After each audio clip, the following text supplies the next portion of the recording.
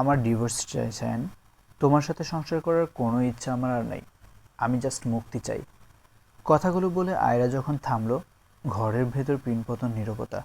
মাত্রই একটা স্পন্সর্ড ভিডিওর শ্যুট শেষ হয়েছে। ক্যামেরা সহ সব কিছু এখনও ছড়ানো ছিটানো। সায়ান তখনও ভিডিওর ফুটেজ চেক করছিল। আয়রার কথাগুলো কানে যেতেই সে চমকে উঠল। হাত থেকে ক্যামেরাটা প্রায় পড়েই যাচ্ছিল। সে পুরোপুরি হতবাক। সায়ান দ্রুত এগিয়ে এসে আয়রার দুই বাহু শক্ত করে ধরল। তার চোখে মুখে অবিশ্বাসের ছাপ। সে চাপা গলায় বলল, এই আয়রা, তুমি মজা করছো তাই না? এটা নিশ্চয়ই কোনো প্র্যাঙ্ক ভিডিওর পার্ট। ক্যামেরা কোথায় লুকিয়ে রেখেছ? আয়রা সায়ানের হাতটা আলতো করে সরিয়ে দিল। তার চোখ ছলছল করছে। সে বলল, আমি হাঁপিয়ে গেছি সায়ান। আর ইচ্ছে নেই আমার। প্লিজ মুক্তি দাও আমায়। হাত জোর করে বলছি।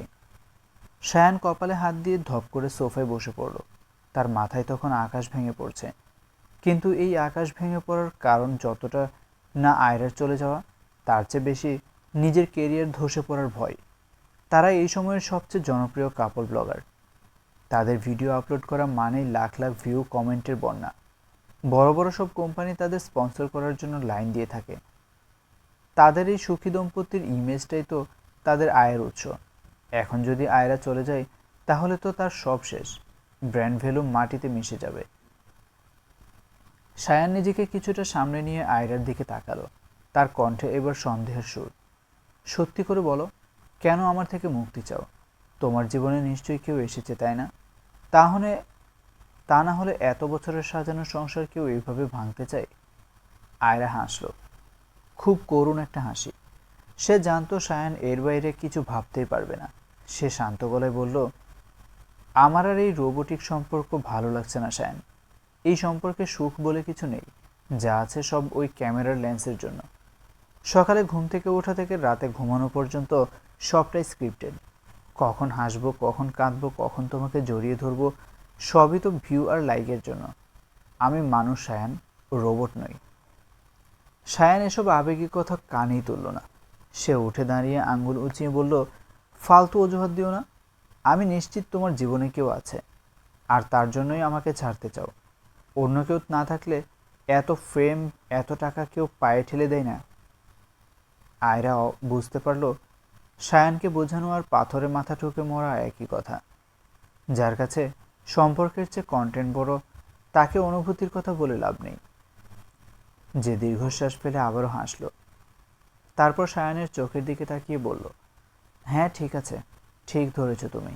এবার দয়া করে মুক্তি দাও। সায়ান আর কোনো কথা বলল না। তার ইগোতে লেগেছে। তাছাড়া সে মনে মনে হিসেব কষতে শুরু করেছে কিভাবে এই বিচ্ছেদকে কাজে লাগিয়ে নতুন স্যাড কন্টেন্ট তৈরি করা যায়। এর পরের কয়েকটা দিন ছিল বিভীষিকাময়। দুই পরিবারের মুরব্বীরা একসাথে বসলেন। চলল দীর্ঘ যুক্তিতর্ক, দোষারোপের পালা। সায়ানও তার পরিবার আয়রাকে দোষী প্রমাণ করতে চাইল, আর আয়রা চুপচাপ সব মেনে নিল। সে কেবল একটাই জিনিস চেয়েছিল, তা হলো মুক্তি। অবশেষে সেই দিনটি এলো। আইনি প্রক্রিয়া শেষ করে ডিভোর্স পেপারটা হাতে পেল আয়রা। কোর্ট থেকে বেরিয়ে এসে সে রাস্তার পাশে দাঁড়ালো। আয়রা আকাশের দিকে তাকিয়ে বুক ভরে একটা দীর্ঘশ্বাস ফেলল। মনে হলো বুকের উপর চেপে থাকা হাজার মনের এক অদৃশ্য পাথর যেন নেমে গেছে। সায়ান জানতে চেয়েছিল তার জীবনে অন্য কেউ আছে কিনা। আয়রা মনে মনে হাসল, হ্যাঁ আছে তো। সেই অন্য কেউটা হলো আয়রা নিজে। মোবাইল স্ক্রিনটার দিকে তাকিয়ে আয়রার হাতটা সামান্য কাঁপছে। ডিসপ্লের আলোয় তার ফর্সা মুখটা বিষাদগ্রস্ত দেখাচ্ছে। তার আঙুলটা ডিলিট পেজ অপশনটার উপর স্থির হয়ে আছে। এই পেজ, মিলিয়ন ফলোয়ার, সব কিছুর পেছনে সে জীবনের গত 5টা বছর ঢেলে দিয়েছে। কিন্তু আজ মনে হচ্ছে এই পেজটাই তার জীবনের সবচেয়ে বড় অভিশাপ। সায়ানের সাথে তার পরিচয় 5 বছরের। 3 বছরের প্রেম আর 2 বছরের সংসার। বিয়ের অনেক আগে থেকে ওরা কাপল ব্লগিং শুরু করেছিল। তখন ব্যাপারটা ছিল নিছকই শখ, ভালোবাসার মুহূর্তগুলো ক্যামেরাবন্দি করে রাখা। কিন্তু কখন যে সেই ভালোবাসা কন্টেন্টের রূপ নিল আর শখটা হয়ে গেল ব্যবসা, সেটা আয়রা টেরই পায়নি। আয়রা বেশ অবস্থা সম্পন্ন রক্ষণশীল পরিবারের মেয়ে। তার বাবা জনাব আকরাম হোসেন সমাজের অত্যন্ত সম্মানিত একজন ব্যক্তি।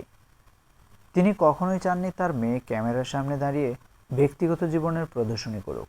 সায়ানের মতো অতি আধুনিক ছেলেকে তিনি কখনোই জামাই হিসেবে মেনে নিতে পারেননি। কিন্তু আয়রা তখন ভালোবাসার নেশায় বুঁদ। বাবার সম্মান, পরিবারের আপত্তি সব তুচ্ছ করে সে সায়ানের হাত ধরে পালিয়ে গিয়েছিল। কিন্তু আজ আজ সেই ভালোবাসার সংসারে শুধুই স্ক্রিপ্টেড হাসি আর স্পন্সর্ড ইমোশন। আয়রা আর পারল না, এক মুহূর্ত ভাবল না সে। চোখের পানি মুছে আঙ্গুলের চাপে কনফার্ম বাটনটা প্রেস করে দিল। মুহূর্তের মধ্যে গায়েব হয়ে গেল তার বিশাল ভেরিফাইড পেজ। লক্ষ লক্ষ মানুষের সামনে থেকে সে নিজেকে মুছে ফেলল। আয়রা ফোনটা বিছানায় ছুঁড়ে ফেলে হাঁটুতে মুখ গুজে বসে রইল।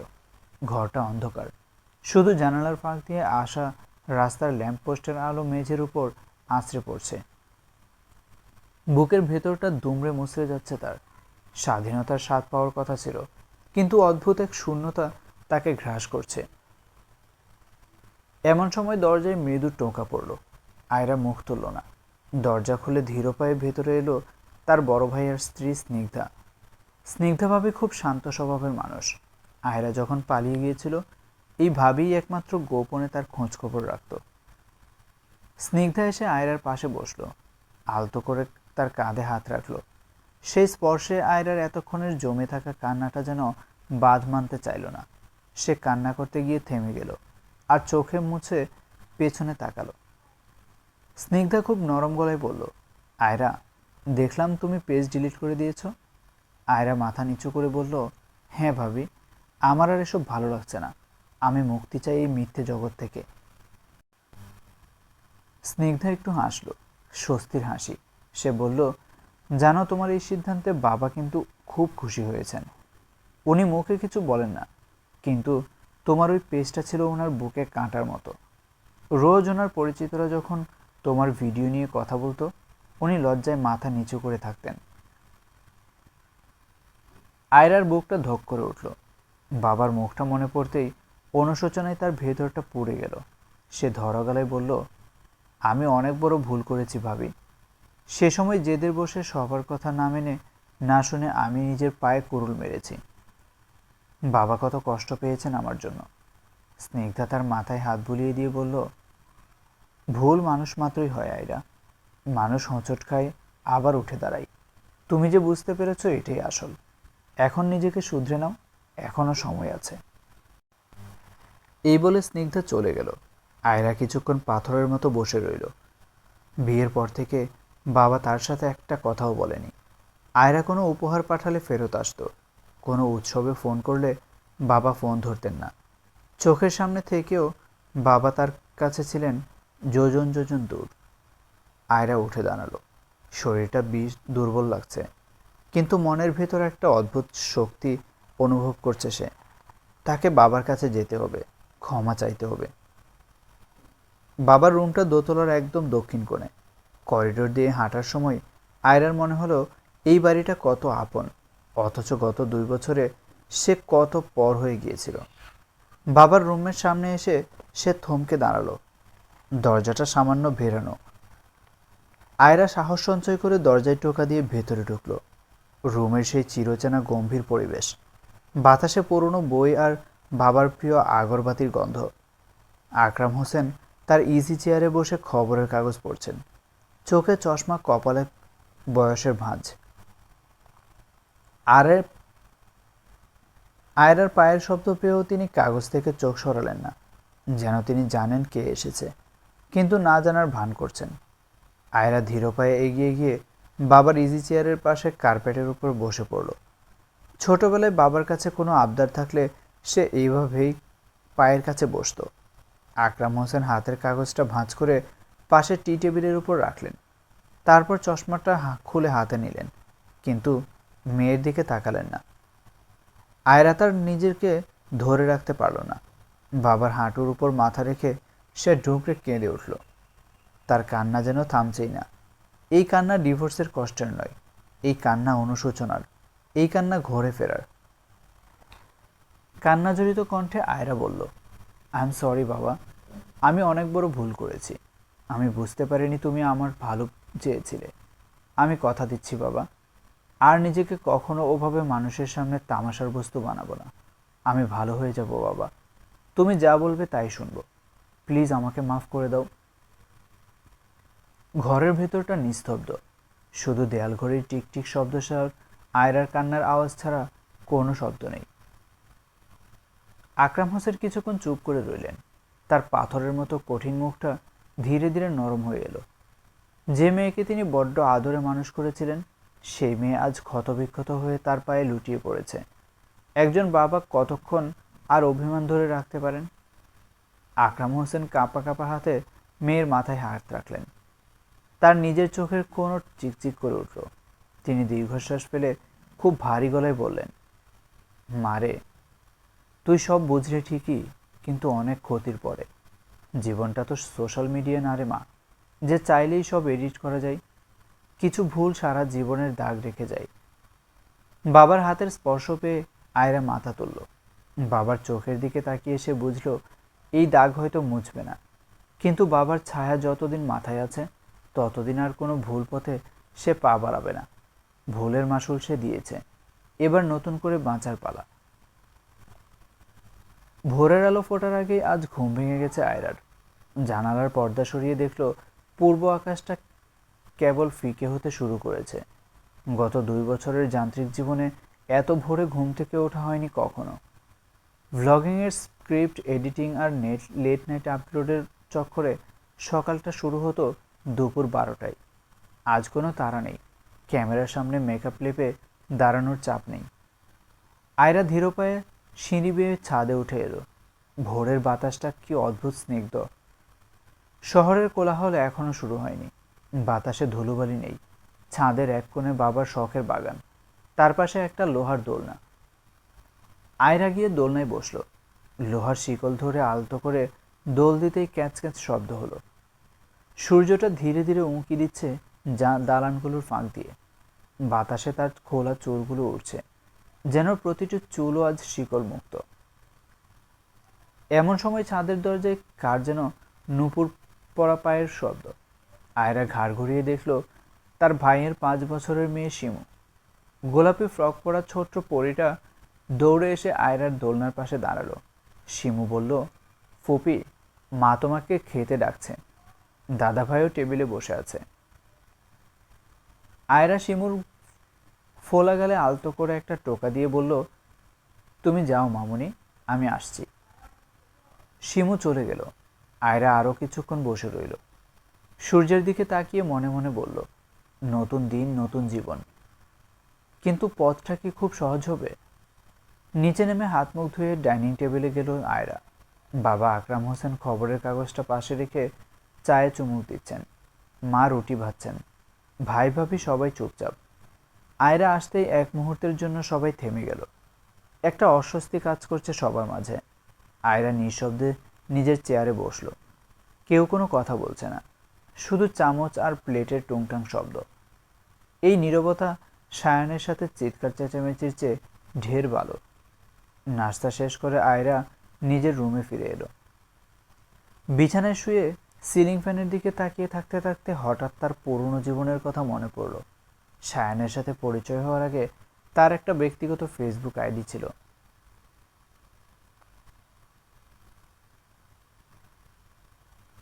বিয়ের পর সায়ানের চাপে সেটা আর ব্যবহার করা হয়নি। সায়ান চেয়েছিল তাদের সব ফোকাস যেন অফিসিয়াল পেজে থাকে। আজ হঠাৎ কৌতূহল হলো। ল্যাপটপটা অন করে বহু বছর আগের পাসওয়ার্ড দিয়ে লগ ইন করলো সে। আইডিটা ওপেন হতেই একরাশ স্মৃতি যেন ঝাপটা মারল। প্রোফাইল পিকচারে স্কুল ড্রেস পরা আয়রা, মুখে কোনো মেকআপ নেই, ঠোঁটে এক চিলতে অকৃত্রিম হাসি। ফ্রেন্ড লিস্ট তার স্কুল কলেজের পুরনো সব বন্ধুরা, কিন্তু ইনবক্স চেক করে দেখলো সেখানে শ্মশানের মতো নীরবতা। তার সবচেয়ে কাছের বান্ধবী মিতু, যার সাথে একসময় ঘন্টার পর ঘন্টা কথা হতো, সেও গত 2 বছরে কোনো মেসেজ দেয়নি। উল্টো ফ্রেন্ড লিস্ট ঘেঁটে দেখলো মিতু তাকে আনফ্রেন্ড করে দিয়েছে। শুধু মিতু নয়, আরও অনেকেই নেই। যারা আছে তাদের আইডিগুলো deactivated. Ayra news feed scroll করতে শুরু করলো। হঠাৎ তার বুকের ভেতরটা ধক করে উঠল। সায়ানের একটা রিলস ভিডিও উঠে এসেছে। ভিডিওটা সম্ভবত গতকাল রাতের। সায়ান ক্যামেরার দিকে ছলছল চোখে তাকিয়ে আছে। ব্যাকগ্রাউন্ডে খুব করুণ একটা মিউজিক বাজছে। ভিডিওতে সায়ান বলছে, কত ভালোবেসেছি তোমাকে আয়রা, আদর যত্ন বিলাসিতা কোনো কিছুর কমতি রাখিনি। নিজের সবটুকু দিকে দিয়ে চেয়েছিলাম তোমাকে, তারপরও অন্য কাউকে পেয়ে তুমি আমার এতদিনের ভালোবাসা ভুলে গেলে, আমার সাজানো সংসারটা এইভাবে ভেঙে দিয়ে চলে গেলে। মানুষ এত পাষাণ কি করে হয়? ভিডিওটা দেখে আয়রার হাসি পেল, করুণ তিক্ত হাসি। কি চমৎকার অভিনয়! এই লোকটাই ক্যামেরার পেছনে আয়রাকে দিনের পর দিন মানসিকভাবে অত্যাচার করেছে, ভিউ কম হলে গালিগালাজ করেছে, স্পন্সর না পেলে আয়রাকে দায়ী করেছে, অথচ আজ সেজেছে মহান প্রেমিক। আয়রা কমেন্ট বক্সটা ওপেন করলো। হাজার হাজার কমেন্ট। একজন লিখেছে, ছি আপু, আপনাকে আমরা আইডল মানতাম, আর আপনি এমন কাজ করলেন। টাকার লোভ মানুষকে অন্ধ করে দেয়। আর একজন লিখেছে, ভাইয়া আপনি কাঁদবেন না, এসব ছলনাময় মেয়েদের চিনে রাখা ভালো, এরা কারো আপন হয় না। তবে দু একজন লিখেছে, একতরফা কথা শুনে বিচার করা ঠিক না, নিশ্চয়ই কোনো কারণ আছে, কিন্তু তাদের সংখ্যা নগণ্য। আয়রা মনে মনে বলল, দিন শেষে আমিই অপরাধী। সমাজ তো কান্না চোখে কান্না দেখে বিচার করে, সত্য দেখে না। আমি যদি এখন সত্য বলতে যাই, কাঁদা ছোড়াছড়ি হবে। তার চেয়ে আমি খারাপ হয়েই থাকি। অন্তত ওই মিথ্যা অভিনয়ের দম বন্ধ করার সম্পর্ক থেকে দূরে আছি তো। এই বাজে মেয়েটা একটা আমার স্বাধীনতার মূল্য। ল্যাপটপ বন্ধ করে আয়রা জানালার পাশে বসলো, কিন্তু শান্তি বেশিক্ষণ টিকল না। দুপুরের দিকে নিচতলায় হট্টগোল শোনা গেল। পাশের বাসার মহিলারা এসেছেন মায়ের সাথে গল্প করতে। তাদের গলার স্বর উঁচুতে, যেন আয়রাকে শোনানোর জন্যই কথাগুলো বলা হচ্ছে। একজন বলছেন, ও ভাবি, শুনলাম তোমার মেয়ে নাকি ডিভোর্স দিয়েছে। আহারে, অমন সোনার টুকরো জামাই। আজকালকার মেয়েদের না কোনো সহ্য ক্ষমতা নেই। চরিত্র ভালো হলে কি আর স্বামীর ঘর ছাড়ে? আর একজন ফোরন কাটলো, ওই যে ফেসবুকে ভিডিও করতো না, ওসব বেহানাপায়া করলে কি আর সংসার টেকে? স্বামীর ভাত জুটল না কপালে। আয়রা কানে বালিশ চাপা দিল, কিন্তু কথাগুলো বিষের মতো কানে ঢুকছিল। মা কিছুক্ষণ পর ঘরে ঢুকলেন, মুখটা থমথমে। তিনি কড়া গলায় বললেন, শুনছিস তো? নিজের কানেই শুন। ভুল যেহেতু করেছিস, এসব এখন হজম করতে হবে। আগে ভালো লাগতো এসব করার আগে। আমাদের মানসম্মান তো ধুলোয় মিশিয়ে দিয়েছিস, এখন লোকের কথাও শুনতে হচ্ছে। আয়রা কোনো উত্তর দিল না। সে জানে এই মুহূর্তে কোনো যুক্তি টিকবে না। মা চলে যাওয়ার পর সে দরজা বন্ধ করে দিল। বিকেল গড়িয়ে সন্ধ্যা। আয়রা ঘর থেকে বের হয়নি, দুপুরের খাবারও খায়নি। রুমটা অন্ধকার। স্নিগ্ধা খাবার নিয়ে ঘরে ঢুকলো। লাইট জ্বালাতে গিয়ে জ্বালানো না। আয়রার মনের অবস্থা বুঝে ডিম লাইটটা জ্বালিয়ে দিল। স্নিগ্ধা প্লেটটা টেবিলে রেখে বিছানায় আয়রার পাশে বসল। আয়রার চুলে বিলিকিটি দিয়ে বলল, এভাবে অন্ধকারে পড়ে থাকলে তো মানসিকভাবে অসুস্থ হয়ে যাবে আয়রা। বাইরের লোক কি বলল তাতে কান দিও না। তারা তো তোমার জুতো পায়ে হেঁটে দেখেনি, তারা পথের কাঁটা বুঝবে কি করে? আয়রা ফিসফিস করে বলল, আমার প্রাপ্য আমার পাওয়া উচিত ভাবি। তোমরা টেনশন নিও না, কিছু হবে না আমার। আমি শুধু একটু একা থাকতে চাই। স্নিগ্ধা বলল, একা থাকতে থাকতে তুমি নিজেকে শেষ করে দিচ্ছ। একবার বাইরে থেকে ঘুরে আসো, বিশ্বাস করো, খোলা বাতাস তোমার ভালো লাগবে। আয়রা বলল, বাইরে গেলে মানুষ চিনতে পারবে। আবার সেই ছি ছি, আবার সেই কথা। আমার ভয় করে ভাবি। ভয় পেও না, নিজেকে একটু আড়াল করে বের হও, যাও না প্লিজ। ভাবির জোরাজুরিতে আয়রা রাজি হলো। আলমারি থেকে অনেক খুঁজে একটা সাধারণ সালোয়ার কামিজ বের করলো। মাথায় ওড়নাটা এমনভাবে পেঁচিয়ে নিল যেন চুল দেখা না যায়। মুখে একটা কালো মাস্ক পরল। এখন তাকে চেনার উপায় নেই। আয়নাতে নিজেকে দেখে নিজেই চিনতে পারছিল না। বাড়ি থেকে বেরিয়ে রাস্তায় নামতেই এক অদ্ভুত অনুভূতি হলো। কেউ তার দিকে তাকাচ্ছে না, কেউ ক্যামেরা তাক করছে না। সে ভিড়ের মাঝে থেকেও একা। রিক্সা না নিয়ে সে হাঁটতে শুরু করলো। হাঁটতে হাঁটতে বড় স্কুল মাঠটার কাছে চলে এলো।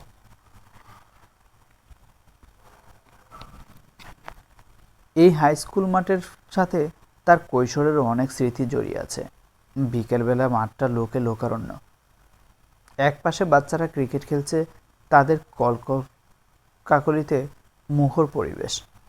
ফুচকাওয়ালার ভ্যানের সামনে তরুণ তরুণীদের ভিড়। মাঠের এক কোণে সিমেন্টের বেঞ্চগুলোতে বসে আছে কপোতকপতিরা। তাদের দেখে আয়রার বুকের ভেতরটা মোচড় দিয়ে উঠল। একসময় সে আর সায়ানত এমন ছিল। ভালোবাসা কত ঠুনকো হতে পারে তা ভাবতেই অবাক লাগে। আয়রা ভিড় এড়িয়ে মাঠের নির্জন কোণাটাই গেল, যেখানে বড় বড় গাছগুলোর নিচে ছায়া ঘনিয়ে আছে।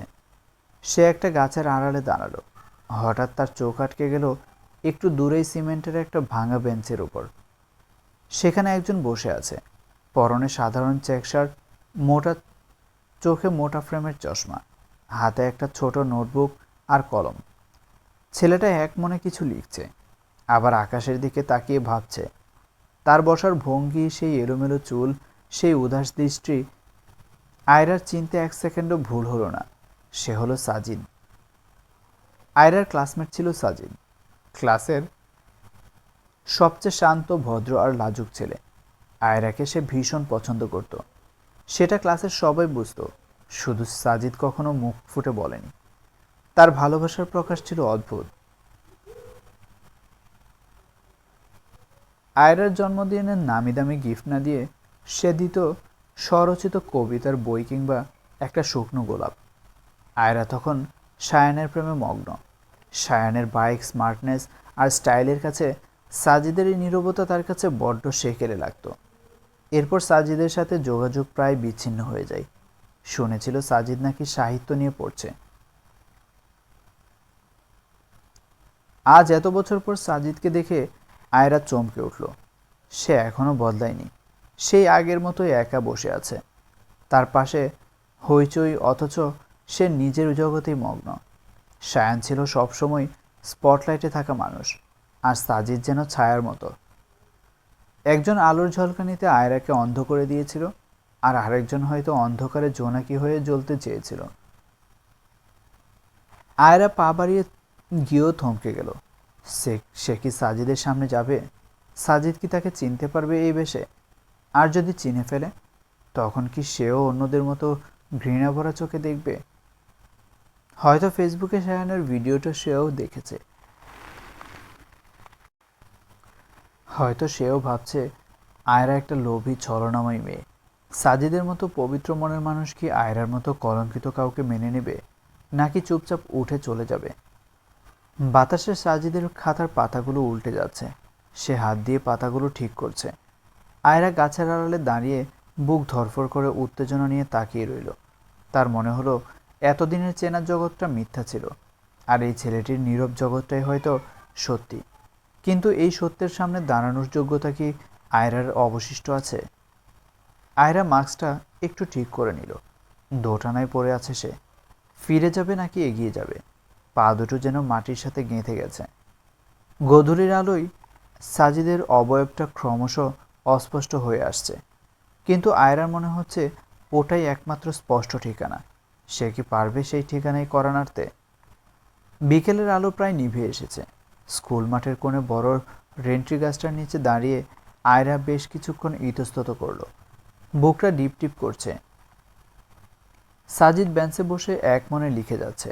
ওর চারপাশের কোলাহল যেন ওকে স্পর্শই করতে পারছে না। আয়রা পা বাড়ালো, খুব ধীর পায়ে এগিয়ে গেল সাজিদের কাছে। তার প্রতিটা পদক্ষেপে ভয় আর সংকোচ। সাজিদ কি তাকে চিনতে পারবে? এই কালো বোরকা, মুখে মাস্ক, এত আড়ালের পরও কি চেনা সম্ভব? নাকি সাজিদ তাকে দেখে মুখ ফিরিয়ে নেবে, যেমনটা সে এখন সবাই করছে? আয়রা সাজিদের খুব কাছে গিয়ে দাঁড়ালো। তার ছায়াটা পড়ল সাজিদের খাতার উপর। সাজিদ লেখা থামিয়ে মুখ তুলে তাকালো। মোটা ফ্রেমের চশমার আড়ালে সেই শান্ত চোখ দুটো আয়রার দিকে স্থির হয়ে রইল কয়েক সেকেন্ড। তারপর খুব স্বাভাবিক গলায় বলল, কেমন আছো আয়রা? আয়রা চমকে উঠল। যেন পায়ের নিচ থেকে মাটি সরে গেল। সে তো ভেবেছিল নিজের পরিচয় দিতে হবে, হয়তো মাস্ক খুলতে হবে, কিন্তু সাজিদ তাকে এক নজরেই চিনে ফেলল। আয়রা আমতা আমতা করে বলল, তুমি তুমি আমাকে চিনলে কিভাবে? আমি তো পুরো মুখ ঢেকে রেখেছি, আমার গলার স্বরও তো বদলে গেছে। সাজিদ মৃদু হাসল, সেই লাজুক হাসিটা এখনো বদলায়নি। সে বলল, কি হলো, চুপ করে আছো কেন? চিনতে পারবো না কেন বলো তো? তোমার এই দুই চোখের গভীরে যে মায়া লুকিয়ে আছে, সেটা কি কখনো ভোলা যায়? মানুষ বদলায়, চেহারা বদলায়, কিন্তু চোখের ভাষা কি আর বদলায় আমরা? আয়রার চোখে পানি ছলছল করে উঠল। মাস্কের আড়ালে তার ঠোঁট কাঁপছে। সে কিছু বলতে পারল না। সাজিদের এই সহজ স্বীকারোক্তি তার বুকের ভেতর জমে থাকা পাথরটা যেন একটু নাড়িয়ে দিল। এত বছর পর, এত অবহেলার পর এই মানুষটা তাকে মনে রেখেছে শুধু তার চোখের দিকে তাকিয়ে। অথচ যার সাথে সে সংসার করলো, সেই সায়ান তার মনের খবর কোনোদিন রাখেনি। সাজিদ খাতাটা বন্ধ করে পকেটে রাখল। তারপর উঠে দাঁড়িয়ে বলল, চলো একটু হাঁটাহাঁটি করি, অনেকদিন কারো পাশে হাঁটা হয় না। আয়রা কোনো কথা বলতে পারল না, শুধু মাথা নেড়ে সম্মতি জানালো। সাজিদের পাশে হাঁটতে শুরু করলো সে। সন্ধ্যা নেমে আসছে, রাস্তার ল্যাম্পপোস্টগুলো জ্বলে উঠেছে, স্কুল মাঠের কোলাহল কমে আসছে, মানুষজন ঘরে ফিরছে। ওরা দুজন হাঁটছে ফুটপাত ধরে, পাশাপাশি, কিন্তু মাঝখানে কিছুটা দূরত্ব রেখে। এই দূরত্বটা সম্মানের, বন্ধুত্বের। সাজিদ হাঁটতে হাঁটতে বলল, জানো আয়রা, আমি অনেক খুশি হয়েছি তুমি ওই জগৎ থেকে ফিরে এসেছ। ওটা তোমার জায়গা ছিল না। আয়রা দীর্ঘশ্বাস ফেলে বলল, আমি অনেক ক্লান্ত সাজিদ, আর মিথ্যে অভিনয় করতে পারি না। ক্যামেরার সামনে হাসা, সুখী হওয়ার ভান করা, এসব করতে করতে আমি হাঁপিয়ে উঠেছিলাম। আমার নিজের কোনো অস্তিত্ব ছিল না। সাজিদ বলল, আমি বুঝতে পারতাম। তোমার প্রতিটি ভিডিওতে তোমাকে হাসি খুশি দেখতাম ঠিকই, কিন্তু তোমার চোখের দিকে তাকালে একটা অদ্ভুত বিষাদের ছায়া দেখতাম। মনে হতো এই ঝলমলে হাসির আড়ালে কোথাও গভীর কষ্ট লুকিয়ে আছে। তুমি হাসছিলে, কিন্তু তোমার চোখ কাঁদছিল। আয়রা থমকে দাঁড়ালো, আকাশের দিকে তাকিয়ে একটা দীর্ঘশ্বাস ফেলল। আজ চাঁদটা খুব ম্লান দেখাচ্ছে। সে বলল, তুমি ঠিকই আমার মনের ভেতরটা বুঝতে পারলে সাজিদ, কিন্তু আমি নিজেই নিজেকে বুঝতে পারলাম না। এমনকি আমার সাথে এতদিন এক ছাদের নিচে থাকা মানুষটাও পারল না। সে শুধু ভিউ আর লাইক বুঝলো, আমার কান্না দেখল না। সাজিদ বলল, থাক এসব কথা, যা গেছে তা গেছে। তুমি যে ভুল বুঝতে পেরে ফিরে এসেছ, সেটাই বড় কথা। নতুন করে শুরু করো, জীবনটা অনেক বড়। ওরা দুজন হাঁটতে হাঁটতে বেশ কিছুটা পথে চলে এসেছে। এখন রাস্তা প্রায় ফাঁকা। একটা পুরনো কৃষ্ণচূড়া গাছের নিচে এসে সাজিদ দাঁড়ালো, ঘড়ির দিকে তাকিয়ে বলল, আমার যেতে হবে আয়রা, আজ বাসায় কিছু আত্মীয় স্বজন আসার কথা আছে, দেরি হলে মা চিন্তা করবেন। আয়রা বলল, ঠিক আছে যাও, আবার কি দেখা হবে? সাজিদ একটু হাসল, তারপর বলল, যদি ভাগ্য চাই তবে নিশ্চয়ই হবে, ভালো থেকো। সাজিদ চলে গেল। তার চলে যাওয়ার পথের দিকে তাকিয়ে আয়রার চোখ ঝাপসা হয়ে এলো। সে হাত দিয়ে চোখ মুছল। সাজিদের সাথে এই সামান্য কথোপকথন তাকে যেন নতুন করে বাঁচার অক্সিজেন দিল। সে বুঝতে পারল, পৃথিবীতে এখনও এমন মানুষ আছে যারা বাইরের চাকচিক্য নয়, ভেতরের মানুষটাকে দেখে। আয়রা ধীর পায়ে বাড়ির পথে রওনা হলো। মনের ভেতর একটা হালকা ভালো লাগা কাজ করছে, কিন্তু সেই ভালো লাগা বেশিক্ষণ স্থায়ী হলো না। বাড়ির গেট দিয়ে ঢুকতেই দেখল ড্রয়িং রুমে পাশের বাসার সেই কটুভাষী আন্টি বসে আছেন, মায়ের সাথে গল্প করছেন। আয়রাকে ঢুকতে দেখেই তিনি বাঁকা চোখে তাকালেন। আয়রা তাকে এড়িয়ে নিজের ঘরে চলে যেতে চাইল, কিন্তু আন্টি তাকে শুনিয়েই বললেন, ও মা, এত রাতে কই থেকে আসা হলো? যতই মুখ ঢেকে বোরকা পরে চলাফেরা করো না বাচ্চা, কোনো লাভ নেই। মানুষ তো তোমার স্বরূপ জানে, ইন্টারনেটে তোমার শরীরের প্রতিটি বাঁক সবার চেনা। এখন আর সতী সেজে লাভ কি? আয়রা থমকে গেল। অপমানে তার কান গরম হয়ে উঠল। সে কিছু বলতে চাইল, কিন্তু গলা দিয়ে কোনো শব্দ বের হলো না। ঠিক সেই সময় রান্নাঘর থেকে স্নিগ্ধা বেরিয়ে এলো। তার হাতে চায়ের ট্রে। আন্টির কথাগুলো শুনে সে আর স্থির থাকতে পারল না। ট্রেটা সশব্দে টেবিলে নামিয়ে রেখে বলল, ছি আন্টি, আপনার মুখে এসব কী কথা? নিজের মেয়ের বয়সী একটা মেয়ের এমন বাজে কথা বলতে আপনার বিবেকে লাগলো না? আপনি তো মুরব্বী মানুষ, আপনার কাছ থেকে আমরা স্নেহ আর দোয়া আশা করি, আর আপনি কিনা কাঁটা গায়ে নুন ছিটাচ্ছেন। মহিলা একটু ভড়কে গেলেন, কিন্তু দমে গেলেন না। তিনি বললেন, আমি তো শুধু সত্যিটাই তুলে ধরেছি, মিথ্যা তো কিছু বলিনি। যা রটে তা তো কিছু বটে। স্নিগ্ধা এবার আরও রেগে গিয়ে বলল, সত্য মিথ্যা বিচার করার মালিক আল্লাহ, কিন্তু আপনাদের মতো মানুষের খোঁচাখুচির কারণেই অনেকে বিপদ থেকে সুপথে ফিরে আসতে পারে না।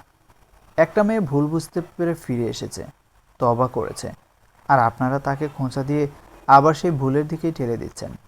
আপনি এখন আসতে পারেন আন্টি, আমার ননদকে নিয়ে কোনো কটু কথা আমি সহ্য করব না। তিনি গজগজ করতে করতে বেরিয়ে গেলেন। মা চুপচাপ বসে রইলেন। তিনি হয়তো মেয়ের পক্ষ নিতে চেয়েছিলেন, কিন্তু সমাজের ভয়ে কিছু বলতে পারেননি।